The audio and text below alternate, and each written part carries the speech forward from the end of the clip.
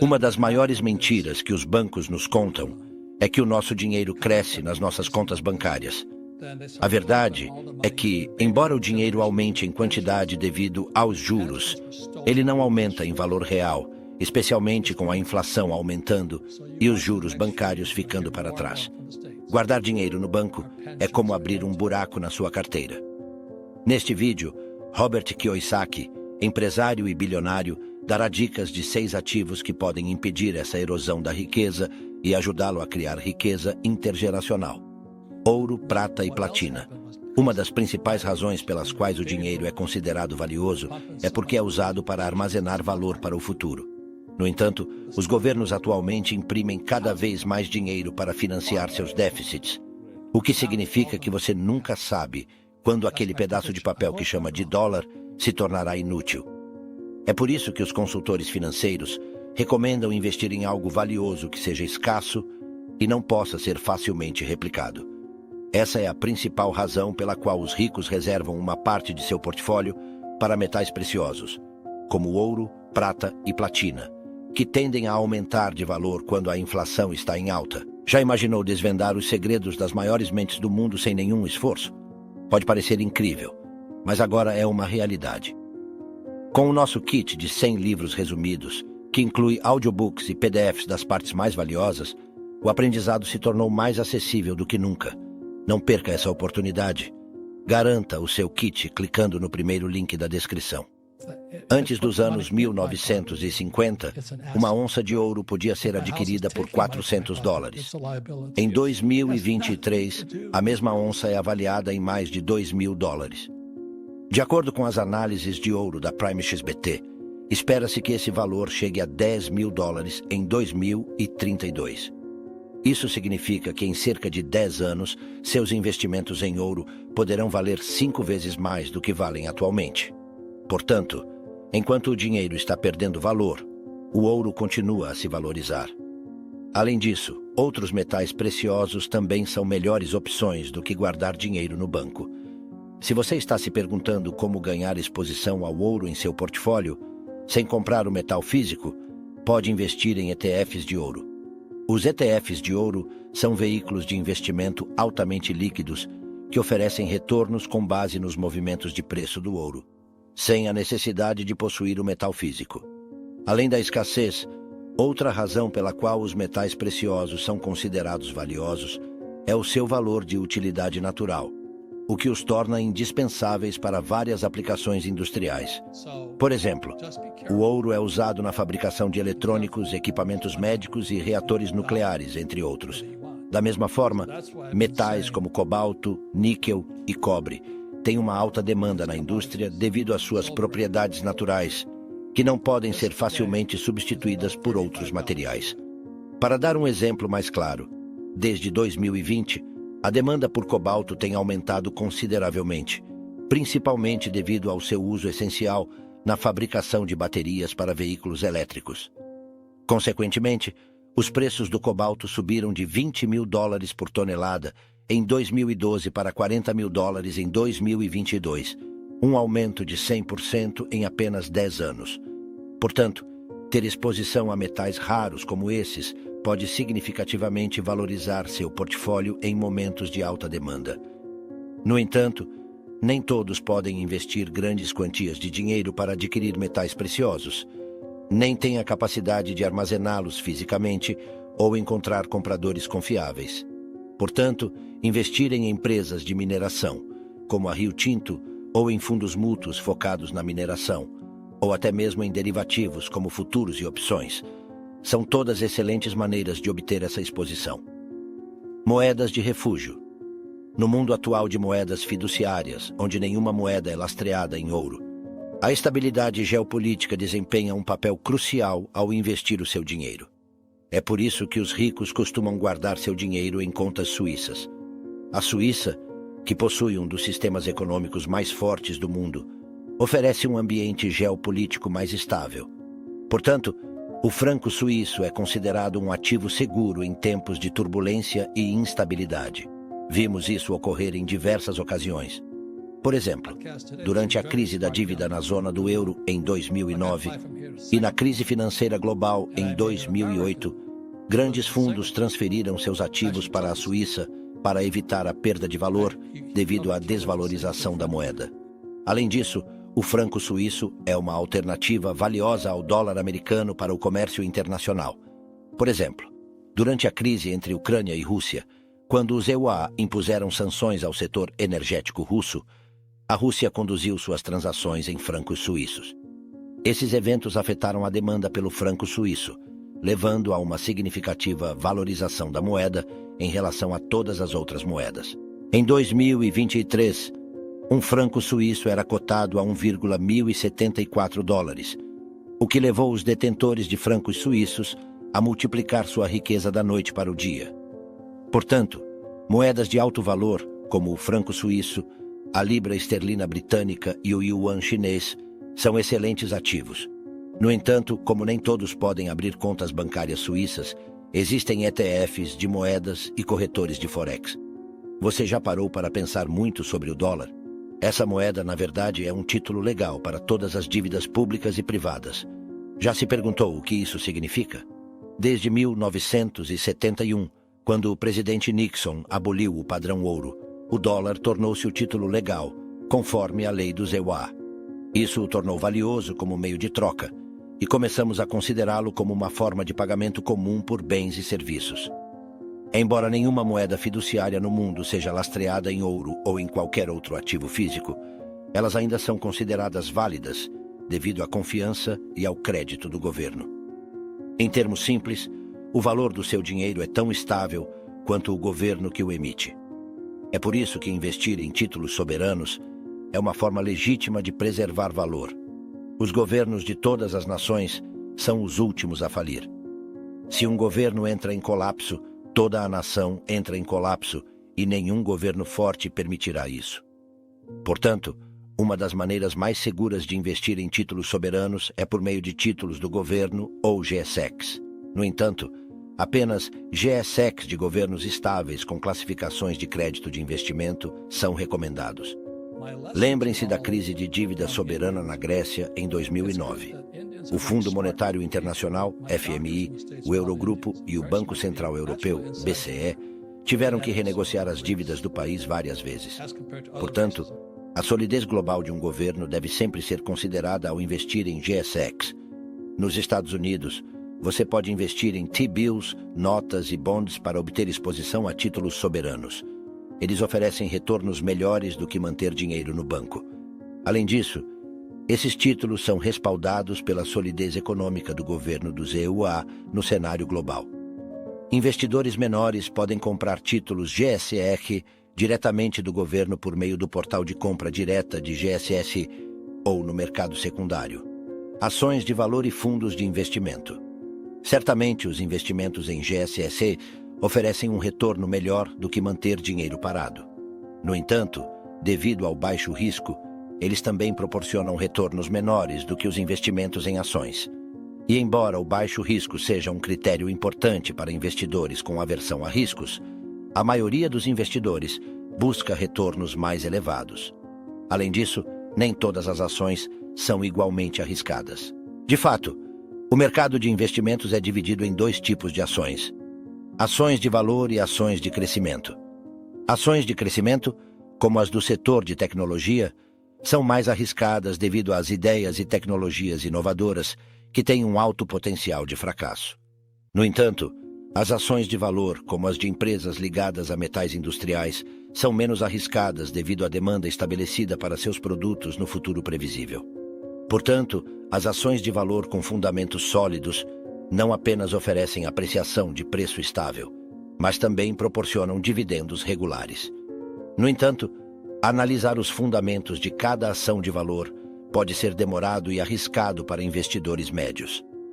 Portanto, fundos de investimento focados em ações de valor, como o fundo de índice de renda de alta qualidade da Vanguard Admiral Shares, com um histórico de pagamento de dividendos sólidos, são veículos de investimento ideais e acessíveis para investidores comuns. Terra e imóveis. Os bancos consideram a terra como um ativo não depreciável por uma razão muito sólida. Ela é escassa e sempre em demanda. Desde o início dos tempos, a terra tem sido um dos recursos mais valiosos do mundo.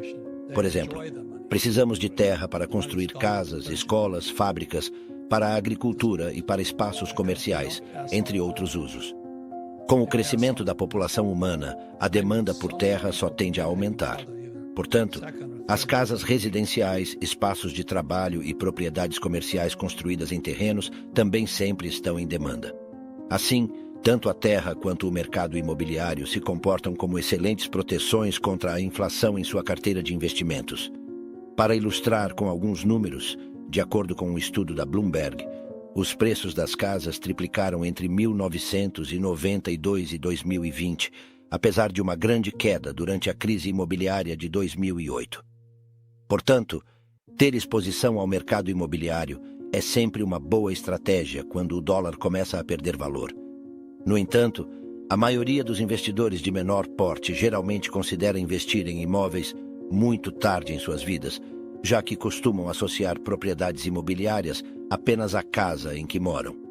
No entanto, ter uma casa totalmente quitada é um objetivo de patrimônio líquido que muitos buscam atingir na faixa dos 40 anos, mas também é recomendável ter uma parcela do mercado imobiliário comercial. Além disso, ao contrário do que muitos acreditam, não é necessário ter muito dinheiro para obter exposição ao mercado imobiliário. É possível investir em REITs, Real Estate Investment Trusts, ou fundos de investimento imobiliário, que são semelhantes aos fundos mútuos, mas voltados para o mercado imobiliário. Ou você pode adquirir propriedades para geração de renda. A renda gerada cuidará das despesas e dos pagamentos do financiamento, além de proporcionar lucros. Coletáveis carros clássicos, obras de arte raras, bolsas de luxo, óculos de edição limitada e até mesmo primeiras edições de livros icônicos fazem parte dessa categoria de ativos. No caso de um carro comum, seu valor depreciará assim que você o tirar da concessionária. No entanto, a lógica se inverte quando se trata de carros clássicos. Assim como o vinho, eles se tornam mais valiosos com o tempo. Por exemplo, de acordo com a Autocar, um Mercedes-Benz 300 SLR de 1955, conhecido como Gullwing Coupe, foi vendido por 135 milhões de euros em 2022. Apenas 2 unidades desse carro foram produzidas, tornando-o um item de colecionador raro para entusiastas automobilísticos. Da mesma forma, em 2017, a pintura mais controversa de Leonardo da Vinci, Salvator Mundi, foi vendida em um leilão da Christie's por um valor surpreendente de 450 milhões de dólares para um colecionador. A razão pela qual os mais ricos investem quantias substanciais em produtos de edição limitada é que essas peças únicas são depósitos de valor imprevisíveis. Elas podem alcançar preços inimagináveis se você encontrar o comprador certo. Dinheiro no banco te empobrece. Todos nós ouvimos a expressão de que o dinheiro no banco é como uma árvore de dinheiro no jardim. Embora essa expressão tenha alguma verdade, ela não nos dá a imagem completa. Guardar dinheiro numa conta bancária é certamente melhor do que mantê-lo escondido debaixo do colchão. A principal razão para manter dinheiro no banco é que o banco paga juros sobre ele. Portanto, o senso comum nos diz que o nosso dinheiro no banco crescerá devido a esses juros. Mas isso não acontece na realidade. Para entender o porquê, precisamos compreender o conceito de paridade do poder de compra. Em 1990, um Big Mac do McDonald's custava cerca de $3. Hoje, o mesmo Big Mac custa $5,80. Isso é quase o dobro do preço. Portanto, o valor dos $3, quando se trata de Big Macs, diminuiu consideravelmente. Isso se deve ao aumento de preços, o que chamamos de inflação. Vamos supor que a taxa de inflação seja de cerca de 4% a 5%. A taxa de juros da sua conta bancária deveria ser pelo menos igual a essa taxa para que você possa comprar as mesmas coisas que comprava há 10 anos com a mesma quantia de dinheiro. No entanto, isso não é verdade. A gasolina, o leite e praticamente tudo o mais estão mais caros. Você deve ter notado todos os gastos que aumentaram nos últimos 10 anos, apenas para manter o seu padrão de vida. Isso prova que o dinheiro na conta bancária não está crescendo à mesma taxa que a inflação. Na verdade, as contas bancárias geralmente oferecem uma taxa de juros de cerca de 3%. No entanto, se fizermos as contas, estamos realmente recebendo uma taxa de juros negativa de 1%, uma vez que a inflação está em 4%. Portanto, deixar o dinheiro parado na conta bancária não é uma boa ideia se você quiser manter o seu atual padrão de vida. Em vez disso, investir em ativos que cresçam mais do que a inflação é uma ótima maneira de preservar sua riqueza. Algumas excelentes opções podem ser negócios, imóveis e até mesmo metais preciosos, se você preferir investimentos mais seguros. Verificamos sempre as nossas contas bancárias, certo? Sim, costumamos verificar nossas contas bancárias com regularidade. Isso nos dá a paz de espírito de que, aconteça o que acontecer, teremos pelo menos o mesmo valor que o nosso extrato bancário mostra. No entanto, isso nem sempre é verdade. O seu banco nem sempre pode permitir que você retire todo o dinheiro de sua conta. A razão para isso é conhecida como Sistema de Reservas Fracionárias. Nesse sistema, cada banco é autorizado a emprestar todos os fundos que possui em suas contas, depois de separar uma fração deles como reservas. A taxa de reservas é determinada pelo Banco Central do país, que no EUA é o Federal Reserve. Após reservar a quantidade necessária, os bancos emprestam o restante a uma taxa superior à que pagam a você. A diferença entre a taxa de juros de empréstimo e a taxa de depósito é o seu lucro. Vamos analisar alguns números. Suponhamos que você deposite $1.000 na...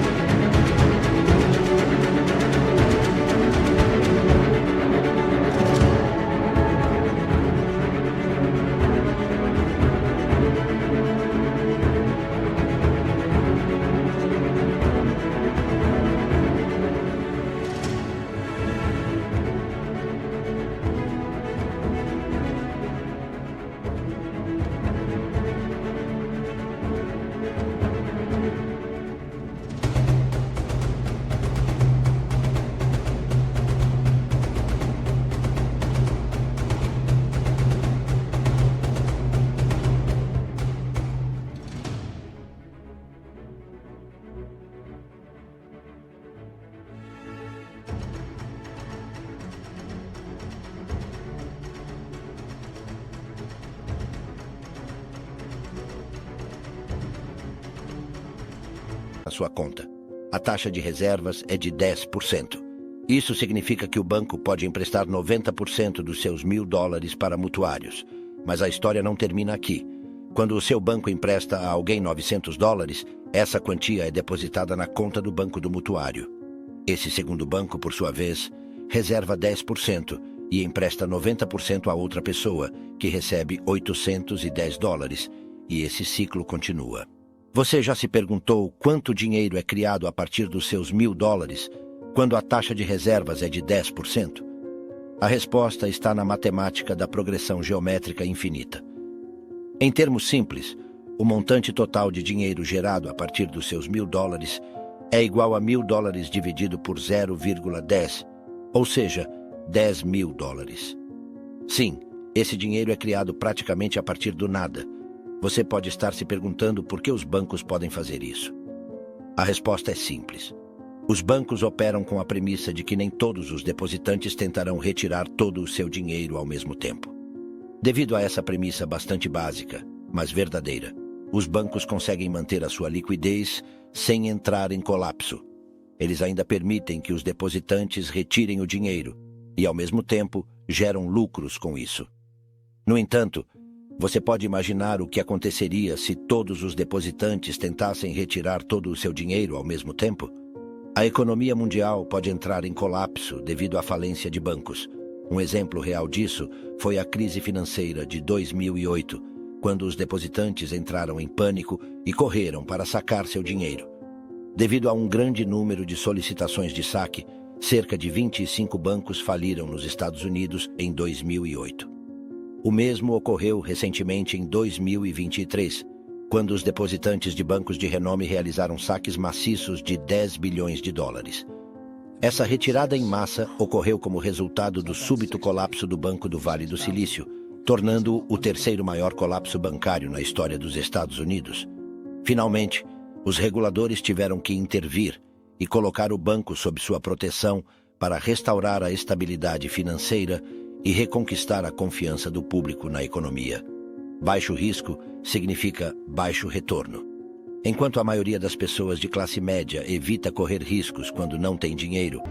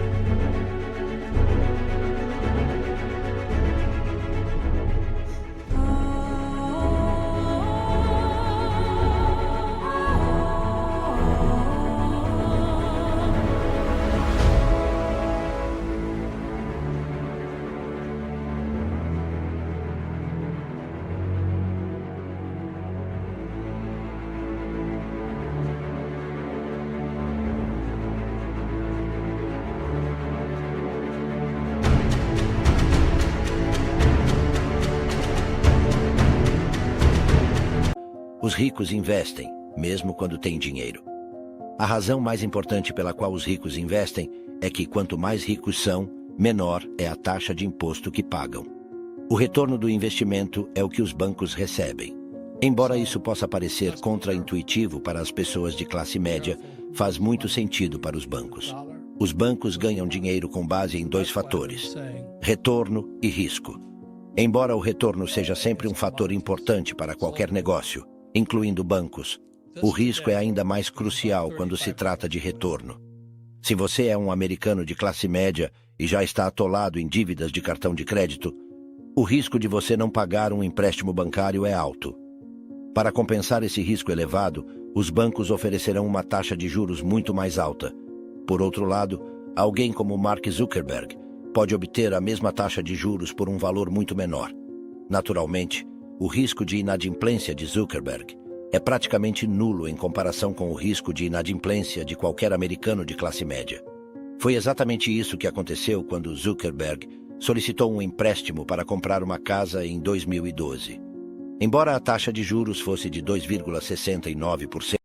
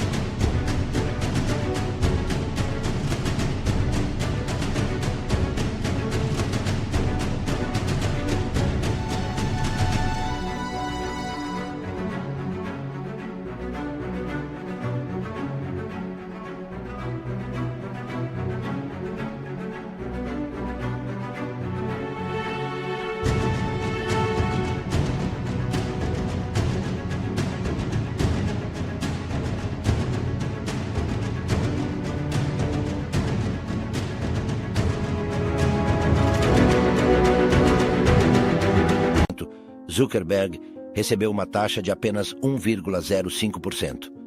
Isso resultou em uma diferença de 2,69% menos 1,05%, ou seja, 1,64%. Embora uma diferença de 1,64% possa não parecer muito em termos de porcentagem, em termos financeiros, isso representa uma diferença considerável. Zuckerberg pagou 5,95 milhões de dólares. Então, uma diferença de 1,64% significou 96.580 dólares a menos em juros para Zuckerberg. Isso representa quase 100 mil dólares a menos a cada ano em seu empréstimo habitacional de 30 anos. Isso equivale a dizer que seu empréstimo ficou 3 milhões de dólares mais barato, mesmo sem levar em consideração o efeito da composição dos juros. Dívida é dinheiro gratuito para os ricos.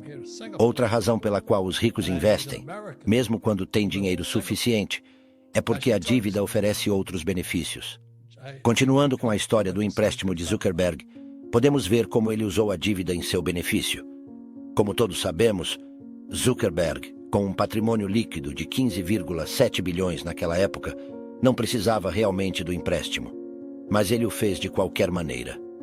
A verdade oculta por trás disso era que ele sabia que simplesmente colocando esse dinheiro em um fundo de índice com um retorno de 8%, ele ganharia cerca de 7% de juros, um retorno muito maior do que a taxa de 1,05% que ele devia ao banco.